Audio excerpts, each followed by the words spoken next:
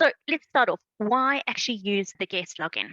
There are so many benefits for you. The basics of it are to upsell extras. It's where you'll be providing information about your property and maybe even your local area. Clients, they can answer their own questions by browsing rather than actually emailing or calling you. It's a way for you to collect extra information, things like names and ages. It also has a link with upfront reviews, your auto emails and SMS. So it helps in terms of the whole automatic features of SuperControl system. In terms of the benefits for the guests, so this means that the guests would be provided with an out of office hours service. Obviously, also the fact that it's a self service, so it's handy for those that may be too worried to ask or not at the time or not be in a place where they can ask.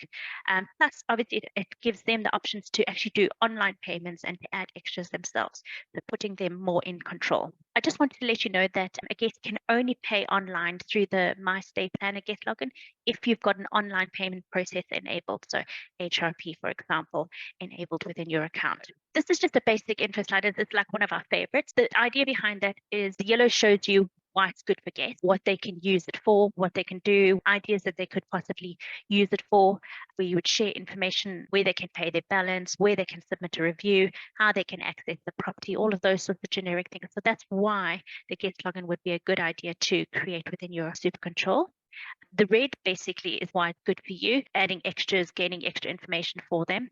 The purple, hopefully the guest has many logins to this feature, so it will kind of create a hub for the guest. So it gives them a different touch point within the guest journey. And it's all in this one place and it joins up together with your auto emails and SMS that hopefully you would have set up before as well. And then in terms of the orange here, this is basically the bones of your guest login. This is basically a map of how to create a really good guest login.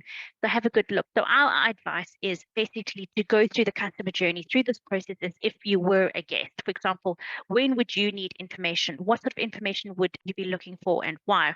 What happens in an emergency, for example? What sort of details would your guest need? What essential information do you need to provide your guest in terms of how to work things like the stove, how to work the heating, those sorts of things.